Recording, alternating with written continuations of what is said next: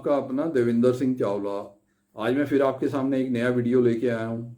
इससे पहले जो मैंने वीडियो बनाया था वो मैंने Canada spouse open work permit पे बनाया था। उसके ऊपर आप लोगों के बहुत अच्छे व्यूज़ आए और आपका बहुत प्यार मिला। आपका बहुत बहुत धन्यवाद। आज मैं जो वीडियो बना रहा हूँ इसमें मैं यूएसए के B1 B2 वीज़ा और यहाँ जिसको हम टूरिस्ट वीज़ा भी कहते हैं, USA 10 year multiple entry visa भी कहते हैं, उसके बारे में बात करेंगे। उसमें मैं आपको 5 टिप्स दूंगा जिसको आप फॉलो करके आप अपनी एम्बेसी की इंटरव्यू क्रॉस बहुत अच्छे से दे के अपना वीज़ा अप्रूव करा सकते हैं। चलो हम अपना वीडियो शुरू करते हैं। जैसे ये B1 B2 वीज़ा होता है या जिसको हम टूरिस्ट वीज़ा भी कहते हैं यूएसए का, इसमें क्या है कि आप B1 वीज़ा का मतलब होता है कि आप इस कंट्री में यूएसए में बिजनेस पर्पस के लिए भी आ सकते हैं। कोई कॉन्फ्रेंस अटेंड करनी है, किसी क्लाइंट से आपने मीटिंग करनी है या कोई बिजनेस एक्टिविटी के लिए आना, उसके लिए भी आ सकते हैं। B2 का मतलब है कि आप एज ए टूरिस्ट भी इस वीज़ा पे यूएसए आ सकते हैं। और इसमें इस वीज़ा की एक और जो खासियत है कि इसके ऊपर आप यूएसए में से 6 महीने तक आप रह भी सकते हैं। मतलब आप 6 महीने से ज़्यादा नहीं रह सकते, 6 महीने से कुछ दिन कम रह सकते हैं। जब आप इस वीज़ा के लिए अप्लाई करते हैं उसके बाद आपकी इंटरव्यू होती है एम्बेसी में, तो उसमें ये 5 मैं टिप्स दूंगा जिसको आप फॉलो करके अपना वीज़ा अप्रूव करा सकते हैं। तो पहला टिप ये है कि जब आप इंटरव्यू पे जाते हैं तो वहाँ पे जो क्वेश्चन ज़्यादातर जो ऑफिसर हैं, वीज़ा ऑफिसर हैं, वो ये चीज़ एज्यूम करके चलते हैं कि आप वहाँ पे सेटल होने के लिए जा रहे हैं। देखिए, इस चीज़ का आप बहुत ध्यान रखिए, अपने दिमाग में रखिए। जब आप वीज़ा के लिए इंटरव्यू देने जाते हैं तो वहाँ पे जो वीज़ा ऑफिसर है वो ये एज्यूम करते हैं कि आप यूएसए जा रहे हैं, वहाँ पे सेटल होने के लिए जा रहे हैं, आप एज ए विजिटर या आप एज ए टूरिस्ट नहीं जा रहे। तो उनके मन में से ये चीज़ हमने निकालनी है कि मैं वहाँ पे सेटल होने नहीं जा रहा, मैं वहाँ पे सिर्फ अपना कुछ काम करने के लिए जा रहा हूँ या कोई कॉन्फ्रेंस अटेंड करने के लिए जा रहा हूँ, कोई बिजनेस पर्पस के लिए जा रहा हूँ, कोई मीटिंग अटेंड करने के लिए जा रहा हूँ या किसी क्लाइंट से बात करने के लिए जा रहा हूँ। मैं एज ए टूरिस्ट जा रहा हूँ कुछ दिनों के लिए और उसके बाद मैं घूम के अपने कंट्री वापस आ जाऊँगा। तो आपने ये चीज़ प्रूव करनी है वीज़ा ऑफिसर को।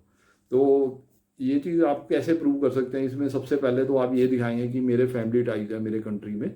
जैसे हम इंडिया से, तो इंडिया में मेरी फैमिली रहती है, मेरी वाइफ है, मेरे बच्चे हैं या मेरे पेरेंट्स हैं, मेरे भाई बहन हैं, वो यहीं पे रहते हैं और वेल सेटल्ड। आपको ये चीज़ शो करनी है।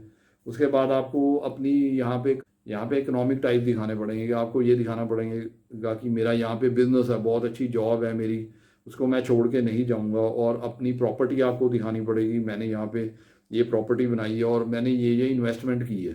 तो आपको ये सब चीज़ें दिखानी पड़ेंगी अपनी कंट्री के साथ टाइज दिखाने के लिए कि मैं वहाँ पे रहने नहीं जा रहा, मैं वहाँ पे अपना काम करके वापस अपने होम कंट्री आऊँगा या इंडिया में मैं वापस आऊँगा।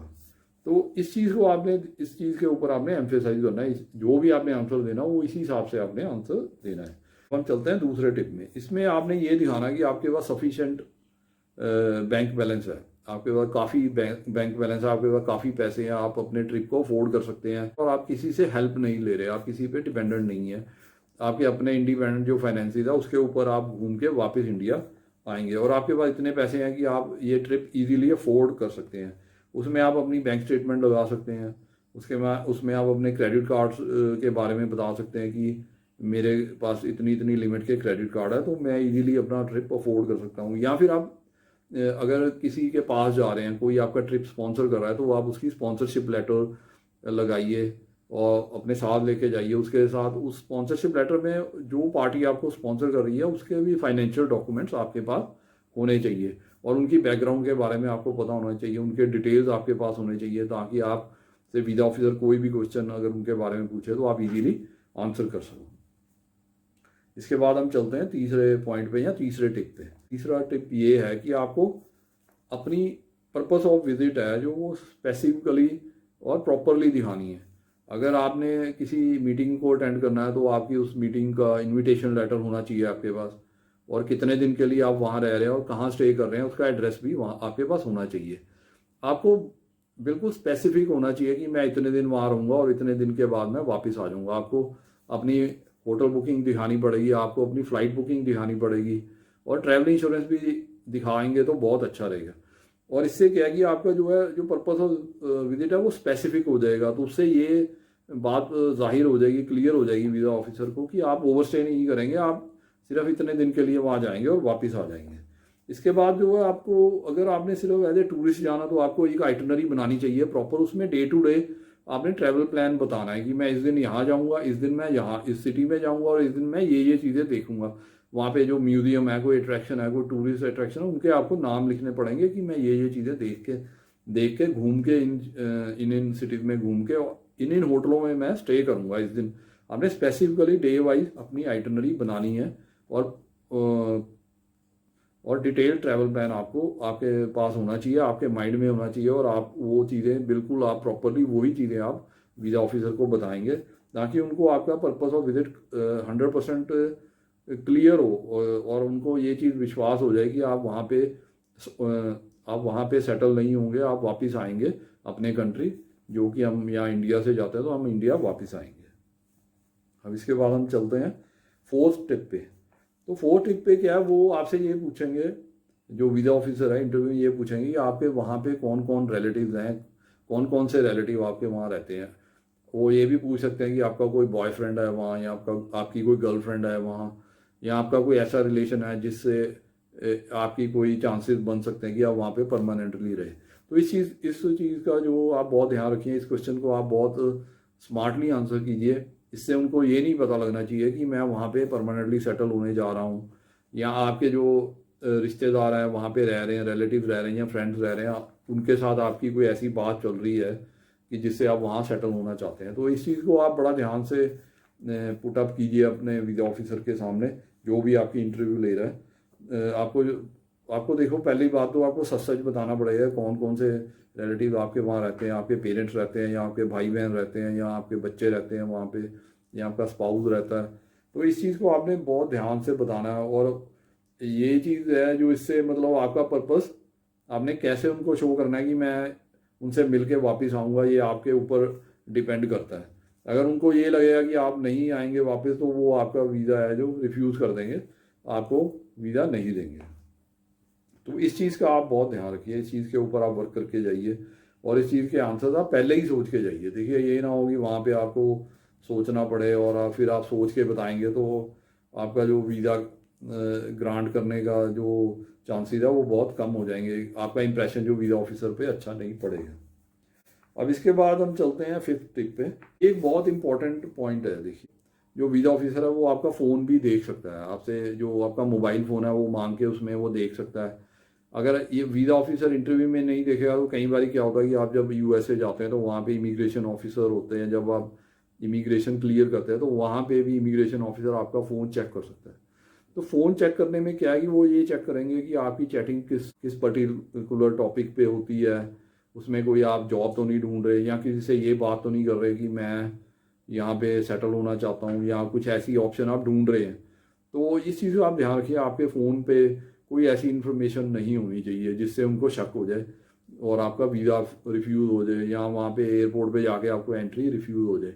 मोर ओवर, जो DS-160 फॉर्म है उसमें आपके जो सोशल मीडिया के अकाउंट भी मांगे जाते हैं, उनका डिटेल भी मांगा जाता है। तो उसमें भी कोई ऐसी चीज़ नहीं होनी चाहिए, कोई मतलब शक पैदा करने वाली चीज़ नहीं होनी चाहिए आपके सोशल मीडिया अकाउंट में, जिससे कि आपका वीज़ा रिफ्यूज़ हो जाए। तो इन चीज़ों को आप बहुत ध्यान रखिए, अपने सोशल मीडिया अकाउंट को अच्छे से मैनेज कीजिए। कोई भी ऐसा उसमें कोई फ़ोटो मत डालिए, कोई ऑब्जेक्शनेबल कोई ऐसा कमेंट मत कीजिए, कोई ऑब्जेक्शनेबल फ़ोटो मत डालिए जिससे कि आपका वीज़ा रिफ्यूज़ हो सके। और अपने फ़ोन को भी अच्छे से आप उसमें जो भी चैट्स आप डिलीट कर दीजिए। ऐसे है जो जब आप इंटरव्यू के लिए जाएंगे या जब आप एयरपोर्ट पे लैंड करने जाएंगे तो उससे पहले आप अपने फ़ोन को डिलीट कर दीजिए, उसमें से सारी फ़ोटोग्राफ्स हैं जो नहीं चाहिए आपको, या जो जिससे आपके ऊपर शक हो सके, आपके रिफ्यूज़ल के कारण बन सके, तो वो सारी फ़ोटोज़ आप डिलीट कर दीजिए, वो वाली चैट्स आप डिलीट कर दीजिए। और अपने आप सोशल मीडिया अकाउंट में से भी जो भी ऑब्जेक्शनेबल पोस्ट हैं, जो भी आपके वीज़ा की इंटरव्यू में थोड़ी बाधा डाल सकती हैं, उन फोटोग्राफ्स वगैरह को रिमूव कर दीजिए, वो कमेंट्स आप रिमूव कर दीजिए। तो उससे आपको जो है वीज़ा मिलने में काफ़ी आसानी होगी और आपका वीज़ा 100% ग्रांट होगा। तो ये था मेरा आज का वीडियो। उम्मीद करता हूँ कि आपको ये मेरा वीडियो पसंद आया होगा और आपको जो मैं समझाना चाह रहा हूँ वो आपको समझ आ गया होगा। और इससे ये भी मैं उम्मीद करता हूँ कि अगर आप इंटरव्यू के लिए USA एम्बेसी में जाएंगे तो आपको इससे बहुत हेल्प मिलेगी अगर आपको मेरा वीडियो पसंद आया तो आप इसको अपने फ्रेंड्स, फैमिली मेम्बर और रिलेटिव्स के साथ शेयर कीजिए।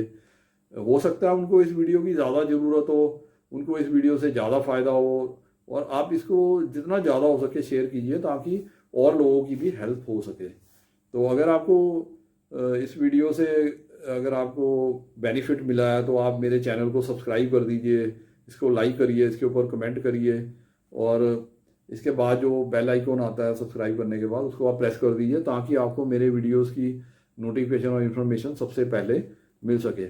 इसके अलावा अगर आपके मन में अभी भी कोई डाउट है, कोई क्वेश्चन है जिसका आप आंसर लेना चाहते हैं, तो इस स्क्रीन पे मेरा मोबाइल नंबर आ रहा है, उसके ऊपर आप मुझे फ़ोन करके अपने क्वेश्चन का आंसर ले सकते हैं, अपने डाउट्स क्लियर कर सकते हैं। और अगर आपके मन में कोई क्वेश्चन है आप इस वीडियो के कमेंट सेक्शन में भी डाल सकते हैं, मैं उसका आंसर आपको ज़रूर दूंगा। इसके अलावा अगर आप मेरे से मिलना चाहते हैं, मेरे साथ अपॉइंटमेंट फ़िक्स करना चाहते हैं, तो आप इस मोबाइल नंबर पे मेरे से अपनी अपॉइंटमेंट फ़िक्स करके मेरे ऑफिस में आ सकते हैं। मैं आपको इस वीज़ा के लिए जितनी भी हेल्प होगी करूँगा आपकी। और इसके बाद आपके अगर आप इंटरव्यू के लिए प्रिपेयर करना चाहते हैं तो उसके लिए भी आपकी मैं हेल्प ज़रूर करूँगा। इसके बाद मैं आपको बताना चाहता हूँ, जैसे मैं हर अपने वीडियो पे बताता हूँ कि मैंने आपके लिए ये बुक लिखी है जिसमें मैंने सारे आपको डॉक्यूमेंट्स बताए हुए हैं कि कौन कौन से डॉक्यूमेंट लगाने हैं, और उनका स्पेसिमन भी दिया हुआ है, सैंपल सारा कुछ दिया हुआ है, जिसको आप देख के अपने आप अपनी फाइल बना सकते हैं। किसी एजेंट या कंसल्टेंट के पास जाने की जरूरत नहीं है। इस बुक की कीमत है सिर्फ 450 रुपये, 450 रुपीज़ ओनली, जो आप मुझे पेटीएम या बैंक ट्रांसफ़र से या गूगल पे से भी भेज सकते हैं। और जैसे ही आपकी पेमेंट मुझे मिलेगी तो मैं आपको ये जो बुक है आपको आपके एड्रेस पे कोरियर या रजिस्टर्ड पार्सल के थ्रू भेज दूंगा।